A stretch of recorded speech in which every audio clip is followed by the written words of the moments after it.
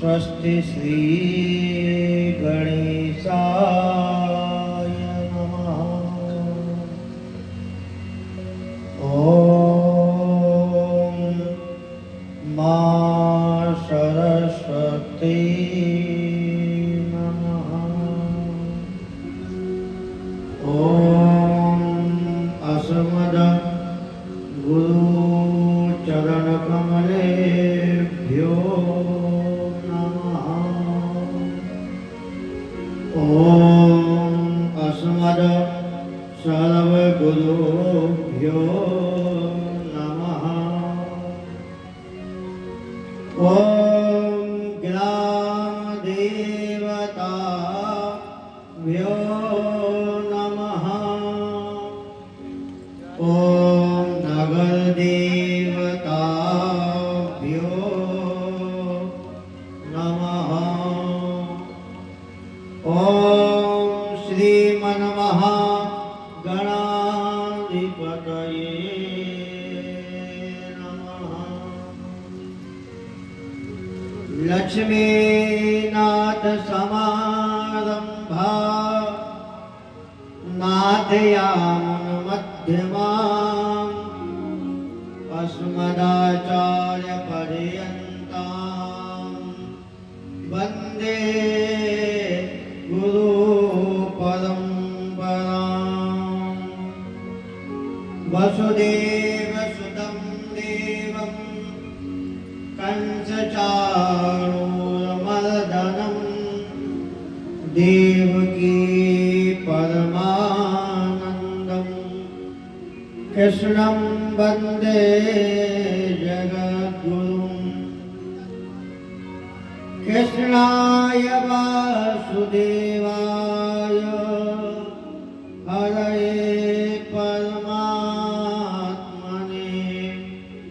प्रणतक्लेशनाशाय श्रीगोविन्दाय नमो नमः। हमें चिंता नहीं उनकी, उन्हें चिंता हमारी है। हमारी नाव का रक्षक सुदर्शन चक्रधारी है।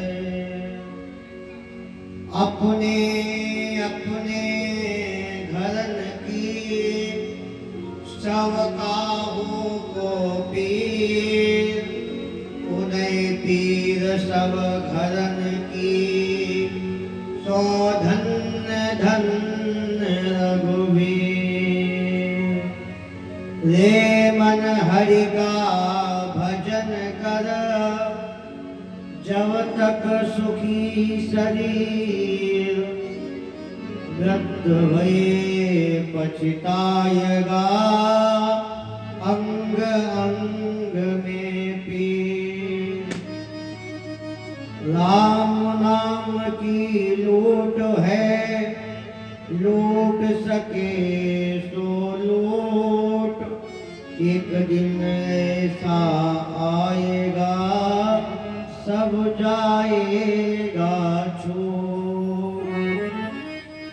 तुलसी इस संसार में भांति भांति के लोग, सबसे हिल मिल चालिए नदी नाव सहयोग।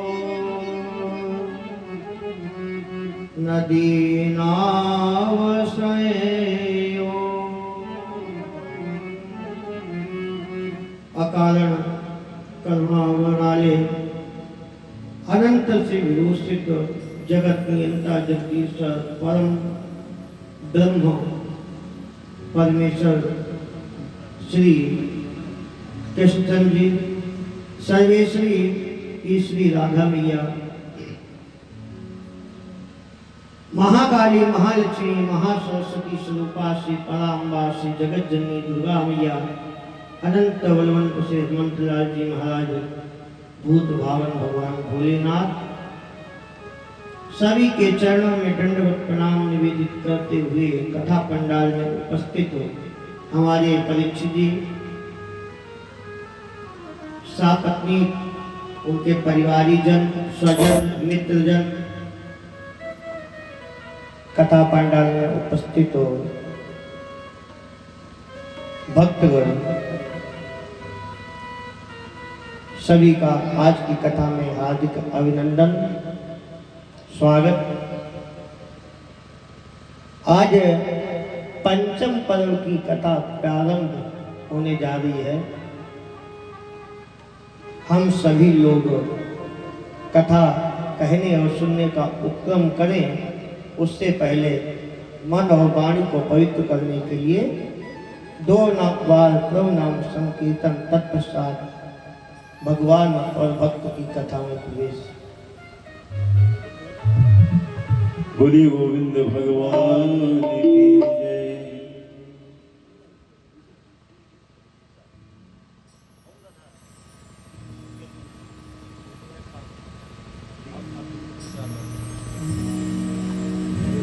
बोलिए गोविंद भगवान की जय। तेरी बिगड़ी बना देगी, तेरी बिगड़ी बना देगी, चरण रज राधा प्यारी की। तेरी बिगड़ी बना देगी, चरण रज राधा प्यारी की। तेरी बिगड़ी बना देगी, चरण रज राधा प्यारी की। हरि बोल।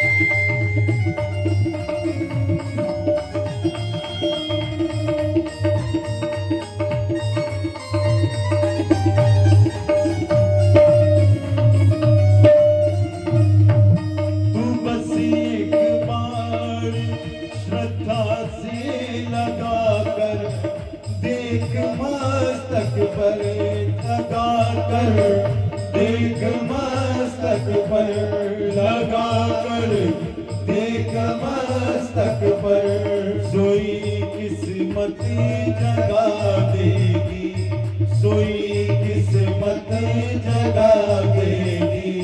चरण रज राधा प्यारी की, सोई किस्मत जगा देगी। चरण रज राधा प्यारी की, तेरी किस्मत जगा देगी, तेरी बिगड़ी बना देगी। चरण रज राधा प्यारी की, चरण रज राधा प्यारी की। हरि बोल।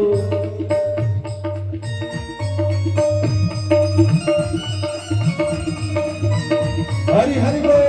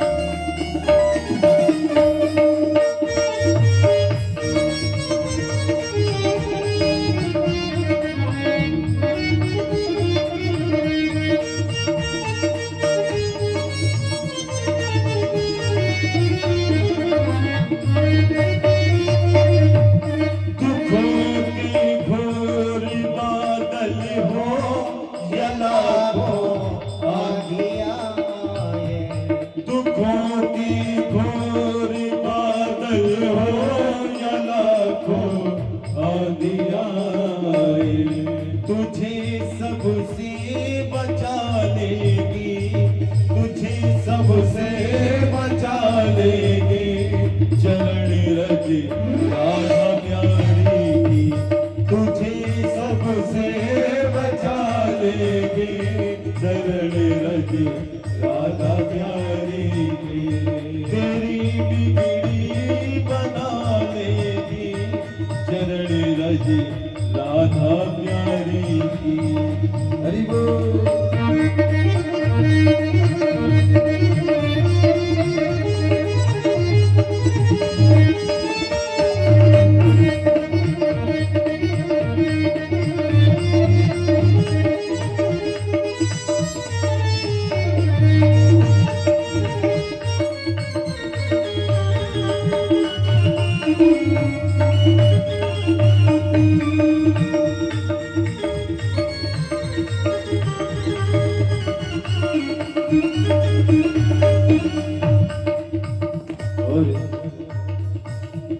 लिखे महिमा चरण रज की नहीं, लिखे महिमा चरण रज की नहीं।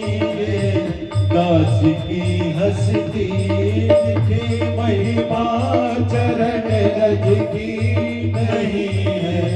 दास की हस्ती तुझे दासी बना देगी, तुझे दासी बना देगी।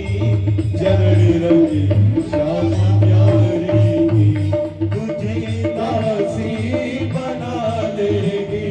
चरण रज राधा प्यारी की, तेरी बिगड़ी बना देगी।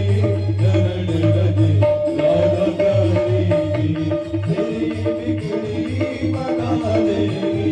चरण रज राधा प्यारी की, चरण रज राधा प्यारी की, चरण रज राधा प्यारी की, चरण रज राधा प्यारी की।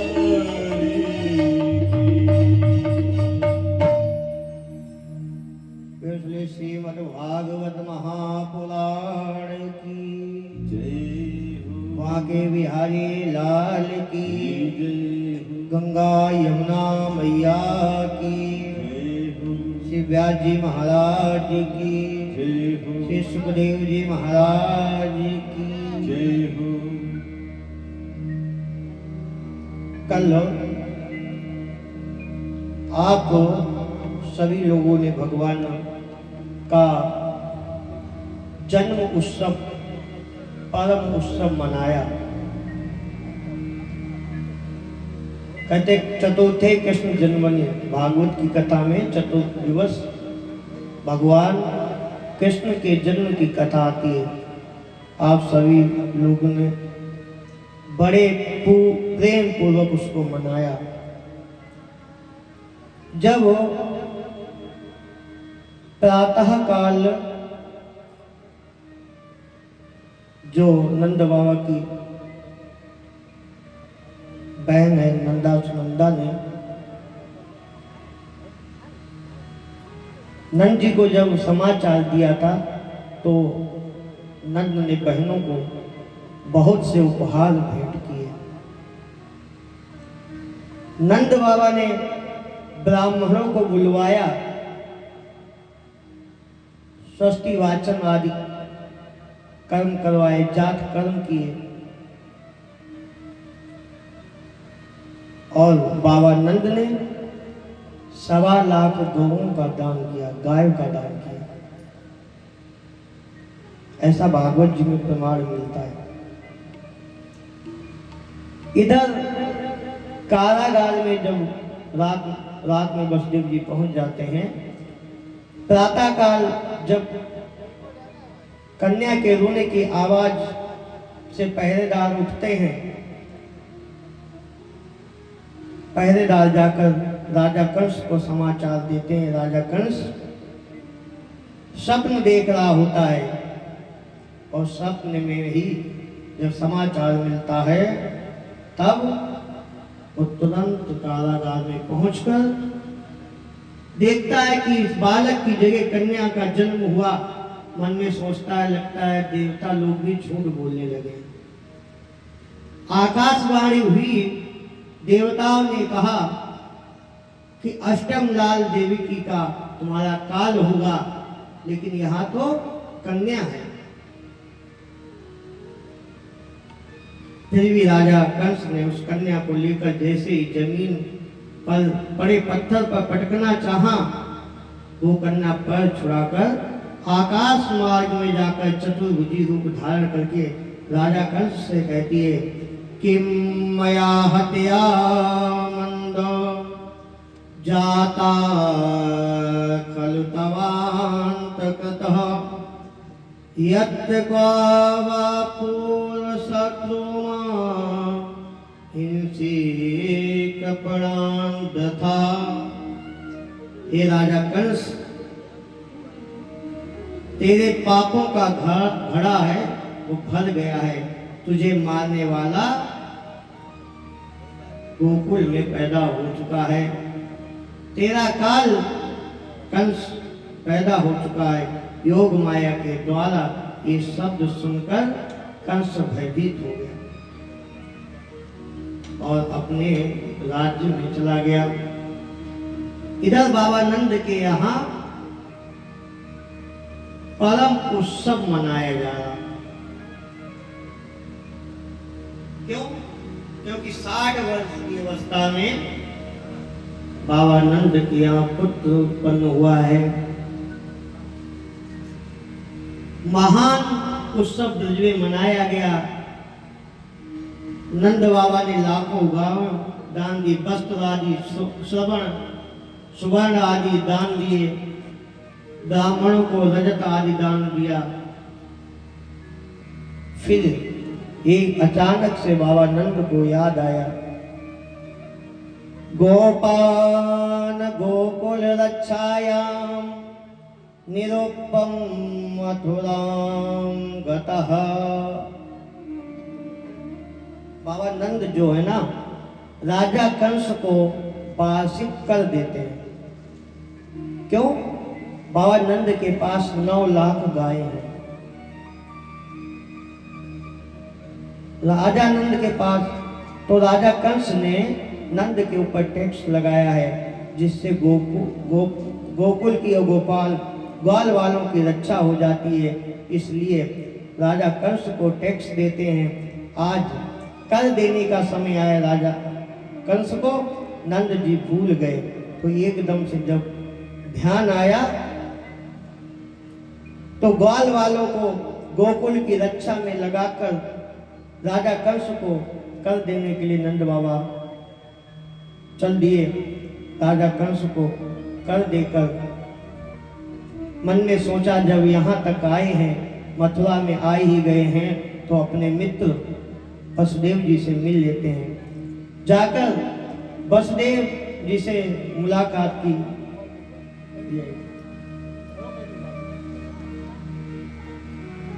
दोनों मित्रों ने आज अपने सुख दुख को एक दूसरे में बांटना प्रारंभ किया। मित्र की परिभाषा क्या है? मित्र वो अच्छा है जो अपना दुख मित्र को कम करके बताए, अपना पहाड़ जैसा दुख मित्र को राई जैसा बतावे, और मित्र का पहाड़ राई जैसे दुख को पहाड़ जैसा समझे, वही मित्र अच्छा है। बाबा तुलसीदास जी लिखते हैं, निज दुख गिरि समरज कर जाना, निज दुख गिरि समरज कर जाना, नेतक दुख रज मेरु समाना।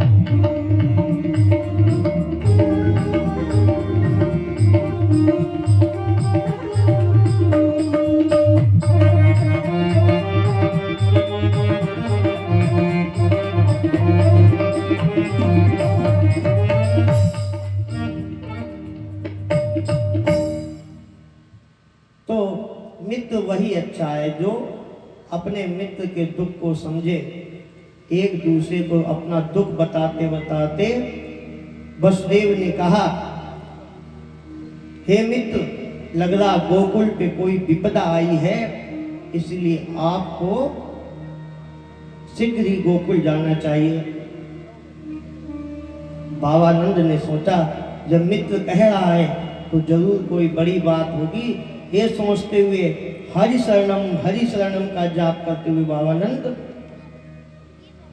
शीघ्र मथुरा से गोकुल के लिए चल दिए। और इधर ब्रज में गोकुल में परम उत्सव मनाया जा रहा है। सभी गोपियाएं, सभी ग्वाल वाल बाबानंद के घर की तरफ जा रहे हैं। और इधर राजा कंस ने पूतना को भेजा, कहा कि जो नवीन बच्चे जन्म लिए हैं, नूतन बालक जन्म लिए हैं, उनको शीघ्र ही मार दो। राजा कंस का आदेश पाकर पूतना आज गोकुल में आई और उसने स्वरूप मालूम कैसा बनाया, जैसे स्वयं मां लक्ष्मी दर्शन करने के लिए आई हूं अपने पति के, ऐसा सुंदर स्वरूप धारण करके वो गोकुल में आई और उन सभी गोपियों में मिल गई। गोपियों में मिल गई, लेकिन जब गोपियां तो अपनी मस्ती में चली जा रही हैं, लेकिन जो कोई कपट का भेष बनाकर आता है तो वो दूर से ही दिखाई पड़ता है कि ये छलने के लिए आया है या उस भाव में बहने के लिए आया है। गोपियां तो भाव में बहके जा रही थी, ये कपट रूप धारण करके जा रही। और भगवान क्या कहते हैं, निर्मल मन जन सो मोहि पावा, मोहि कपट छल छेद न भावा। जन सो मोहि पावा, मोहि कपट छल छेद न भावा।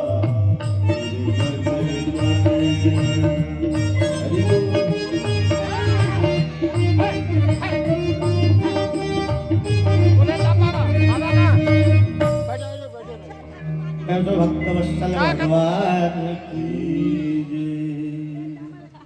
भगवान कहते हैं, जब कोई जीव मेरे पास में निर्मल होकर आता है, जिसके अंदर कपट नहीं होता, कपट छल और छिद्र उसे मैं बहुत प्रेम करता हूँ।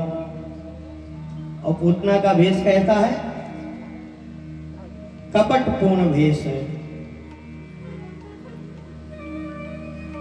कपट पता है क्या होता है? कपट का अर्थ होता है अंदर कुछ है और हम बाहर से दिख कुछ और रहे हैं।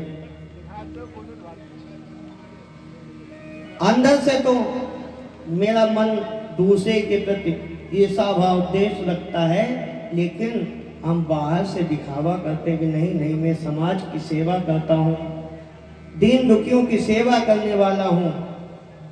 एक कपट पूर्ण रूप भगवान को पसंद नहीं आता। भगवान कहते हैं कि ऐसे जीव को मैं स्वीकार नहीं करता हूँ जो अपने मन में कपट रखता है। भगवान कहते हैं निर्मल बन के जब आप आओगे तो हम आपको स्वतः ही पकड़ लेंगे, स्वतः ही अपने पास बुला लेंगे। इसके कई प्रमाण हैं। बाबा कबीरदास जी भी लिखते हैं, कबीरा मन निर्मल भया जैसे गंगा नीर, तब पाछे घूमत फिरे कहत कबीर कबीर। जब भक्त का मन निर्मल हो जाएगा तो भगवान स्वतः मिल जाएंगे। आगे पूतना जा रही है, बाबा नंद के घर पहुंची। पूतना क्या है? पूत ना, पूत अर्थात पवित्र, और ना मतलब नहीं। जो पवित्र नहीं है वो सभी पूतना है। चाहे वो मन से पवित्र हो, चाहे वो तन से पवित्र हो, जो जीव इस संसार में पवित्रता का ध्यान नहीं रखता वो सभी पूतना है।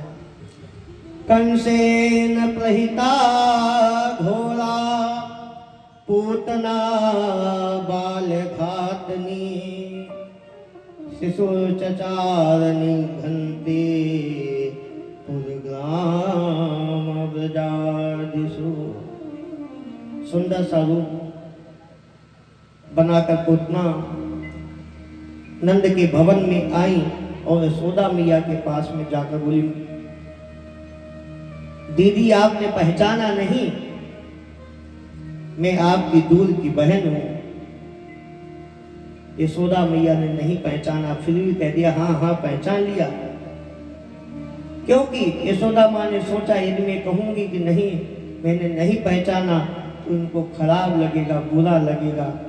लेकिन यशोदा का नाम है यशोदा, जो दूसरों को यश दे उसका नाम यशोदा होता है। तो माँ यशोदा सबको यश देती है, इसलिए पूतना से कह दिया हाँ मैंने पहचान लिया। गोप्या श्रियं दृष्टुमिवागतां पतिम। गोपियों ने देखा कि ये हमारे यहाँ से तो नहीं है, हो सकता कि इनके कोई दूर के रिश्तेदार हो। पूतना ने मैया यशोदा से पूछा लाला किधर है? मैया ने कहा लाला उधर सो रहा है, जाओ बधाई दे दो लेकिन जगाना नहीं। धीमे धीमे जैसे पूतना भगवान की तरफ बढ़ रही है, भगवान ने पूतना को देखा, वैसे ही आंखें बंद कर ली। यहाँ पे कुछ संतों ने मत दिए हैं कि भगवान ने आंखें बंद क्यों की। पूतना को देखकर भगवान ने आंखें क्यों बंद की? कुछ संतों का मत है कि जब किसी शुभ कार्य को हम प्रारंभ करते हैं तो सबसे पहले श्री गणेशाय करने के लिए मंगलाचरण करते हैं। मंगलाचरण करते हैं तो भगवान इस जीवन में पहली राक्षसी का वध करने जा रहे हैं, इसलिए अपने इष्ट देव का आंखें बंद करके मानो मंगलाचरण कर रहे हो, इसलिए भगवान ने अपनी आंखों को बंद कर लिया। दूसरे संत का मत है कि पूतना को देखकर भगवान ने आंखें इसलिए बंद की क्योंकि पूतना अपने स्तन में कालकूट नामक विष को लगा के आई थी भगवान को पिलाने के लिए। लेकिन भगवान ने सोचा विष पीने का मुझे कोई अभ्यास नहीं है, इसलिए भगवान ने पूतना को देखकर आंखें बंद की। कहा, हे भोलेनाथ, आपने समुद्र मंथन के समय जो हलाहल विष का पान किया तो विष आप पी लो, आके बाकी का हम देख लेंगे। तो इसलिए भगवान ने पूतना को देखकर आंखें बंद की। एक संत का कहना है कि सूर्य लोक और चंद्र लोक के भगवान की दो आंखें हैं। जब कोई भी इस धराधाम को छोड़कर भगवान के धाम को जाता है तो वो चंद्रलोक या सूर्य लोक के माध्यम से जाता है। तो भगवान की ये दोनों आंखें हैं। भगवान ने कहा कि ये छोटे छोटे बालकों की हत्या करने वाली है, शिशुना वाल घातनी, छोटे छोटे शिशुओं को मारने वाली है, ऐसे पापनी को देखना भी पसंद नहीं करूंगा। इसलिए भगवान ने अपनी आंखें बंद कर ली। एक संत का कहना है कि भगवान ने पूतना को इसलिए देखकर अपनी आंखें बंद की, भगवान सोच रहे हैं कि हम मायापति हैं और ये माया में है, ये माया से प्रभावित है। यदि मेरी दृष्टि इसके ऊपर पड़ जाएगी तो इसकी माया सब खत्म हो जाएगी और ये मुझे पहचान लेगी, और जब ये पहचान लेगी तो मुझे मारने का प्रयास नहीं करेगी, और जब ये मुझे नहीं मारेगी तो आगे की रचना कैसे बनेगी। इसलिए भगवान ने सोचा और अपनी आंखें बंद कर ली। इतने में पूतना पास में आ गई और भगवान को उठाकर अपना स्तनपान कराने लगी। भगवान ने पहले विष का पान किया, फिर दुग्ध पान किया, उसके बाद पूतना के प्राणों का पान करने लगे। वैसे ही पूतना कहने लगी, सामंच मंचालिमिति प्रभासिनी निष्पेड्यमाना खिल जीव मलमणि बेभक्त नेत्रे चरणों भुजो मुहु पसी विनगात्रा क्षिपति रोदहा। पूतना ने कहा, मुंचा मुंचाल मुंचाल, मुंच मुंचाल, मुंच मुंच, मुझे छोड़ दो छोड़ दो। भगवान ने कहा, नहीं मौसी, मेरा यही तो नियम है, पहले जल्दी जल्दी में किसी को पकड़ता नहीं हूं और पकड़ लेता हूं तो उसे छोड़ता नहीं हूं, इसलिए मैं छोड़ नहीं सकता। भगवान ने उसके प्राणों का पान कर लिया और जैसे ही प्राणों का पान किया वो धड़ाम से जमीन पे आ गिरी। जब पूरे आकार में पूतना गोकुल में गिरी, गोकुल के वनों में गिरी, तो कहते हैं 6 कोस के जो पेड़ पौधे थे वो टूट गए, इतना विशाल आकार।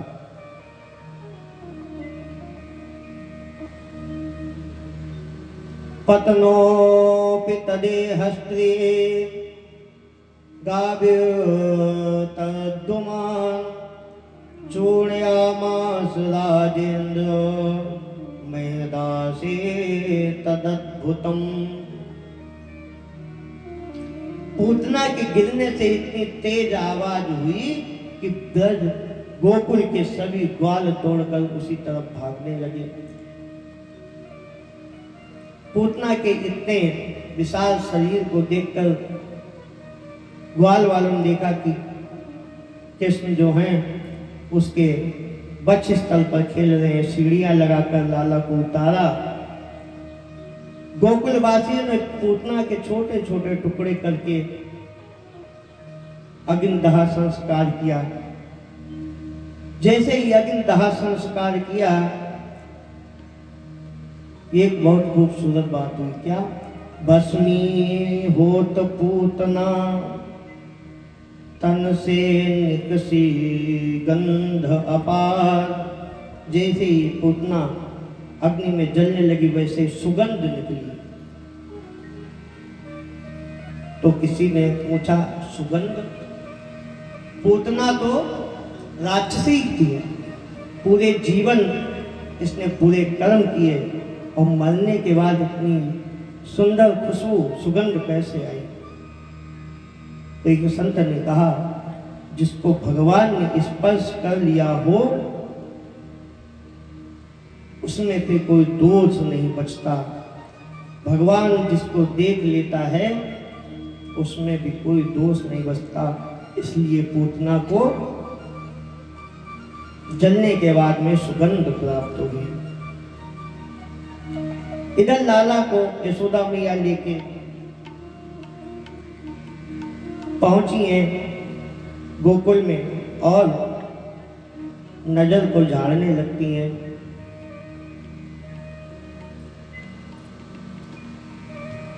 यशोदा मैया ने लाला को गोमूत्र से स्नान कराया, गोदध से कराया, गोदुग्ध से कराया, गोदधि से कराया। सभी प्रकार से जब स्नान कराने के बाद में माता यशोदा ने बाल कवच का पाठ किया। जब लाला को नजर लग गई है, इसकी नजर उतर जाए इसलिए यशोदा मैया ने बाल कवच का पाठ किया। कहा, हे अजन्मा भगवान मेरे लाला के पैरों की रक्षा करें। हे मणिवान भगवान मेरे लाला के घुटनों की रक्षा करें। यज्ञ भगवान मेरे लाला के पैरों की रक्षा करें।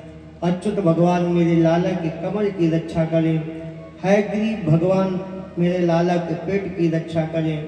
कैशव भगवान मेरे लाला के हृदय की रक्षा करें। सूर्य मेरे लाला के कंठ की रक्षा करें। चंद्रमा मन की रक्षा करें। विष्णु बाहों की रक्षा करें और ईश्वर लाला के सिर की रक्षा करें। इस प्रकार माता ने लाला के बाल कवच का पाठ किया और बहुत से ब्राह्मणों को दान धर्म दिया। लेकिन यहाँ पे एक प्रश्न आया कि पूतना के ना तो कार्य अच्छे थे ना कर्म अच्छे थे। पूतना लोक बालग्नि राक्षसी रुदिरासना जिज्ञासयापि हरे स्तनं दत्पाप सदगतिं। जो गति बड़े बड़े सिद्ध मुनियों को प्राप्त नहीं होती, जो गति बड़े बड़े योगियों को प्राप्त नहीं होती, वो गति भगवान ने पूतना को दी। किसी संत ने कहा, ऐसा कौन सा कार्य कर दिया? क्योंकि इसके कर्म भी अच्छे नहीं थे, इसका नाम भी नहीं अच्छा था। इसका नाम क्या था? पूतना।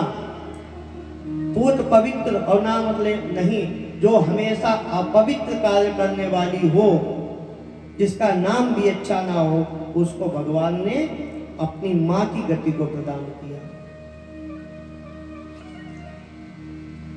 तो किसी ने कहा कि चलिए नाम नहीं अच्छा होगा, हो सकता काम अच्छा हो। तो काम क्या है? पूतना लोक बालग्नि। पूतना क्या करती है? छोटे छोटे बालकों को मारने का काम करती है। अर्थात पूतना का काम भी अच्छा नहीं है। तो किसी संत ने कहा, नाम अच्छा नहीं है, काम भी अच्छा नहीं है, हो सकता पूतना का कुल अच्छा हो। तो दूसरे ने कहा, कुल कहाँ अच्छा है? कुल तो कहाँ? राक्षसी रुदिरासना। कुल तो राक्षसों का है। ना नाम अच्छा है, ना काम अच्छा है, ना कुल अच्छा है। हो सकता भोजन अच्छा हो। तो कहा भोजन भी अच्छा नहीं। बोले क्यों? क्योंकि रुधिरासना, रक्त का पान करती है, मांस का भक्षण करती है, अभोज्य का भोजन करती है, तो उसका भोजन भी अच्छा नहीं है। बोले तो भोजन नहीं अच्छा है, कुल अच्छा नहीं है, कार्य अच्छा नहीं है, नाम नहीं अच्छा, हो सकता उसका भाव अच्छा हो। जैसे प्रथम दिवस में बताया कि भाव, कोई भी कार्य इस संसार में बुरा नहीं हो सकता, कोई वस्तु इस संसार में बुरी नहीं हो सकती, उसका उपयोग अच्छा या बुरा हो सकता है। वैसे ही पूतना का हो सकता है भाव अच्छा हो। बोले भाव भी अच्छा नहीं था, क्यों? जिज्ञासयापि हरये। भाव कैसा था? भाव तो था दुग्ध पान कराने का, लेकिन उसमें विष मिलाने का, तो ये भी भाव अच्छा नहीं। कोई आए, मेहमान आवे और उसे दूध में मिलाकर जहर देना, अब भाव तो यही है ना, दूध पिला दें, लेकिन उसमें जहर है, तो ये भाव भी अच्छा नहीं है।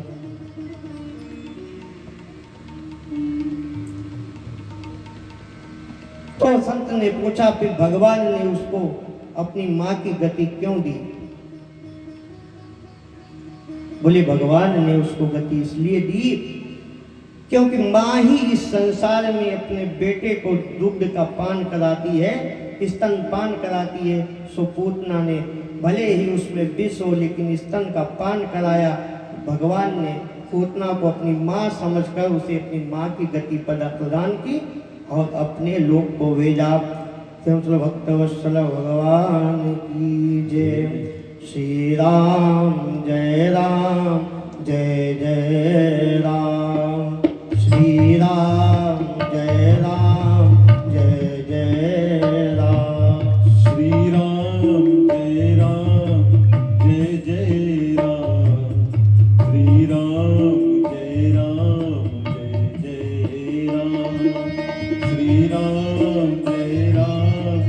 जय जय राम। श्री राम जय जय राम।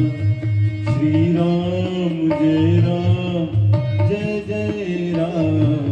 श्री राम जय जय राम। हरि बोल।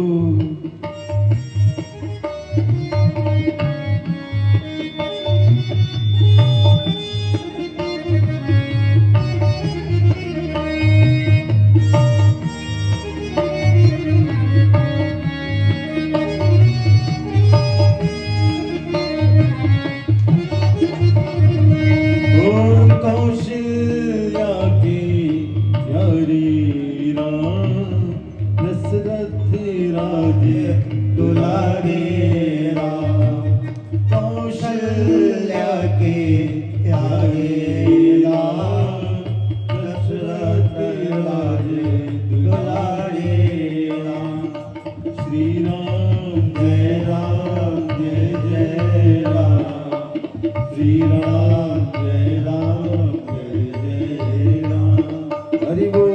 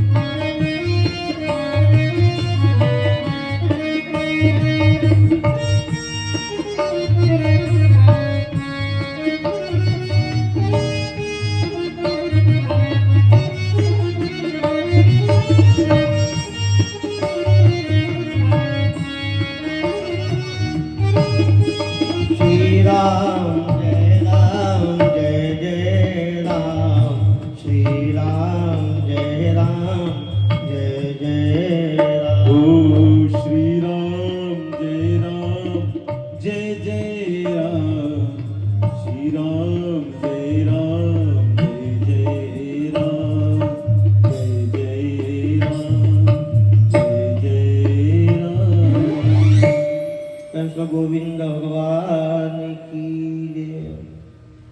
याई तत्पूतदा मोक्षम कृष्णार्कमद्भुतं सूर्याच्छदयामलतो गोविंदे लभते रतिम। भगवान ने पूतना को मोक्ष प्रदान किया। उसके बाद में जब भगवान के जन्म नक्षत्र का दिन आया, कहते जन्म का नक्षत्र 27वें दिन आ जाता है। किसी बालक का जन्म जिस नक्षत्र में होता है वही नक्षत्र 27वें दिन आ जाता है। इस प्रमाण से मिलता है कि 27वें दिन था, लेकिन कहीं कहीं पे 3 महीने का भी वर्णन आया है कि तीसरे महीने में भगवान ने करवट बदली। मैया यशोदा ने जैसे देखा कि लाला ने करवट बदली तो तुरंत नाई को बुलाया और कहा पूरे ब्रज में बुलवा दे दो। नाई बोले मैया किस बात? बोले कह देना लाला ने करवट बदली है, इस बात का बुलवा है, सभी को बुलवा लगा दो। जैसे ही गोपिकाओं को पता चला, सभी ग्वाल बाल गोपिकाएं दौड़ते हुए बाबा नंद के घर की तरफ जा रहे हैं। उत्सव मनाए जाने लगा, गीत आदि गाने लगे, नृत्य होने लगा और मैया ने लाला को एक पालने में एक सकट जो बैलगाड़ी होती है उसके नीचे रख दिया। एक जोर सा तूफान आया सकटासुर के रूप में और वो लाला को लेके ही जैसे उड़ना चाह रहा था, देखा लाला ने उस बैलगाड़ी में लात का पंजे का स्पर्श कराया और सकटासुर का गोविंदाय नमो नमः हो गया। भक्त वत्सल भगवान की। जैसे ही उस सकटासुर के आवाज सुनी, बैलगाड़ी की आवाज सुनी, मैया उच्चोरवसितं मतीन गोपान गोपिष्य बालका रुदतानेन पादेन क्षिप में तत संशया। सभी सोचने लगे कि लाला ने इतनी बड़ी इतनी भारी भरकम बैलगाड़ी को कैसे उड़ा दिया। बोले इतना आंधी तूफान आया था, इससे बैलगाड़ी उड़ गई। तब एक ग्वाल वाल जो देख रहा था उसने कहा नहीं मैया, आपके लाला ने उसमें पंजा, आपके लाला ने उसमें लात मारी, इसलिए ऐसा उड़ गया। ऐसे ही लीलाएं होती रही हैं। मैया ने उन ग्वाल वालों को भगा दिया, डांट कर कि तू मेरे लाला को नजर लगा रहा है। गोकुल में ऐसे ही नित्य लीलाएं हो रही हैं। नित्य भगवान जैसे जैसे बड़े हो रहे वैसे ही लीलाएं बढ़ती जा रही हैं। ऐसे ही एक दिन एकदा रोहमारूढ़ं लालयन्ती सुतां सतीं गरिमाणं शिशोर्बोढुं नासिहे गिरिकूटवन। एक दिन राजा कंस ने तृणावर्त को भेजा। तृणावर्त का स्वरूप कैसा है? बवंडर के रूप में आता है, जो गोल गोल घूमते हुए नहीं आते, इस टाइप के आते हैं। और यहाँ गोकुल में लाला अपनी मैया की गोद में बैठे हैं। लाला ने सोचा कि तृणावर्त आ रहा है और मैया गोद में है, लिए हैं तो क्या करें। लाला ने वजन बढ़ाना शुरू कर दिया। इतना वजन बढ़ाया, इतना वजन बढ़ाया, मैया ने लाला को जमीन पे उतार दिया। जैसे ही जमीन पे उतारा, तृणावर्त आया और लाला को उठा ले गया। तमंतरिक्षात पतितं शिलायां विशीर्ण सर्वा वयं करालं पुरं यथा रुद्रशरेण सिद्धं स्त्रियो रुदत्यो दादसु समेतः। तृणावर्त भगवान को इतना ऊंचे उठा ले गया, भगवान को गुस्सा आया, उसकी गर्दन को पकड़कर एक पत्थर पे पटक दिया उसका गोविंदाय नमो नमः हो गया। प्रेम से भक्त वत्सल भगवान की जय। जय हो। तृणावर्त का वध हो गया। एक दिन वसुदेव जी ने सोचा कि अभी तक हमारे लाला का नामकरण संस्कार नहीं हुआ।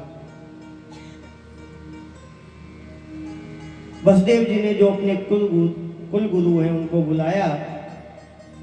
गर्गा पुरोहितो राजन यदूनाम सुमहातपा व्यजम जगामनंदस्य वसुदेव प्रचोदितः। जो वसुदेव जी के कुल गुरु हैं उनका नाम है गर्गाचार्य जी महाराज। गर्गाचार्य जी महाराज को बुलाया, उनसे निवेदन किया, हे महाराज मेरे पुत्रों का अभी तक नामकरण संस्कार नहीं हुआ। यदि आप उनका नामकरण संस्कार रख दें, कर दें, वो नंद बाबा के यहाँ हैं, मेरे मित्र हैं नंद जी, उनके यहाँ हैं, आप कर दें तो आपकी महान कृपा होगी। यहाँ विनोद राजा वसुदेव जी से गर्गाचार्य जी ने कहा, मैं आपका कुलगुरु हूँ ना कि नंद का, इसलिए मैं वहाँ नहीं जा सकता हूँ। लेकिन वसुदेव जी के कहने पर गोकुल में जब नंद बाबा के भवन में गर्गाचार्य जी महाराज पहुंचे, कहा कि मैं आपके यहाँ आया हूं, मैंने सोचा बहुत दिनों से इधर नहीं आया तो आपसे मिलता हुआ चलूं, क्योंकि ये नहीं बता सकते थे कि ये वसुदेव के पुत्र हैं और मैं इनका नामकरण संस्कार करने आया हूं। नंद बाबा ने जब गर्गाचार्य जी को आगमन जानकर उनका यथा योग्य सम्मान किया और कहा, आप आ गए हैं तो आप मेरे बालकों का नामकरण संस्कार कर दीजिए। यदूना महाचार्यम ख्यातस्य भुवि सर्वतः। गर्गाचार्य जी ने कहा कि मैं आपका पुरोहित नहीं हूं। बाबा नंद ने कहा, लेकिन आपसे हम विनम्र निवेदन कर रहे हैं कि आप मेरे बालक का नामकरण संस्कार करवा दीजिए। तो नंद ने कहा ठीक है। गर्गाचार्य जी के बारंबार कहने पर, नंद के बारंबार कहने पर गर्गाचार्य जी ने कहा ठीक है, गौशाला में चलकर आप अपने बालक को बुलवाइए, मैं नामकरण संस्कार कर देता हूँ। यहाँ पे रोहिणी मैया और यशोदा मैया दोनों अपने अपने बालक को लेकर आई हैं। दोनों बालक को लेकर दोनों मैया बैठी हैं। गर्गाचार्य ने अपनी गणना की और कहा, अयम ही रोहिणो पुत्रो रमयन सुहृदो गुणे आकस्ते राम इति बलाधिक्यादबलं विदुः।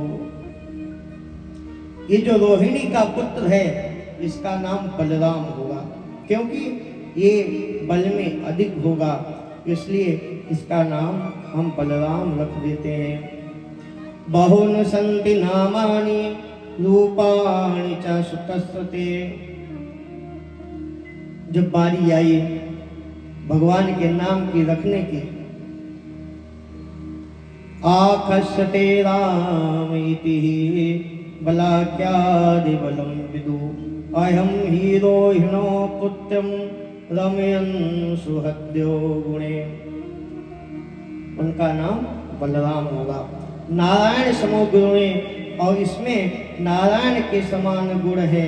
कर्षत कृष्ण, ये दूसरे के आकर्षण को खींचता है, इसलिए इसका नाम कृष्ण होगा। तो यशोदा के पुत्र का नाम कृष्ण रख दिया। कालेन वज्र तल्पेन गोकुले राम केशवे जनुव्यास प्राणयाभ्याम गमाणो विजय हेतु। थोड़ा समय बीत जाने के बाद बलराम जी और भगवान कृष्ण घुटनों और हाथों के बल चलकर गोकुल में खेलने लगे। मैया भगवान के सुंदर श्रृंगार करती है। कन्हैया गौशाला में जाकर पूरे शरीर में गाय के गोबर का लेप लगाते हैं। ऐसे नित्य लीलाएं किया करते हैं।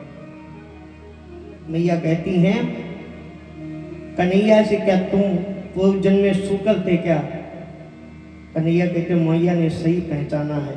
ऐसे ही भगवान की नित्य लीलाएं चल रही हैं गोकुल में। नित्य नवीन लीलाएं चल रही हैं।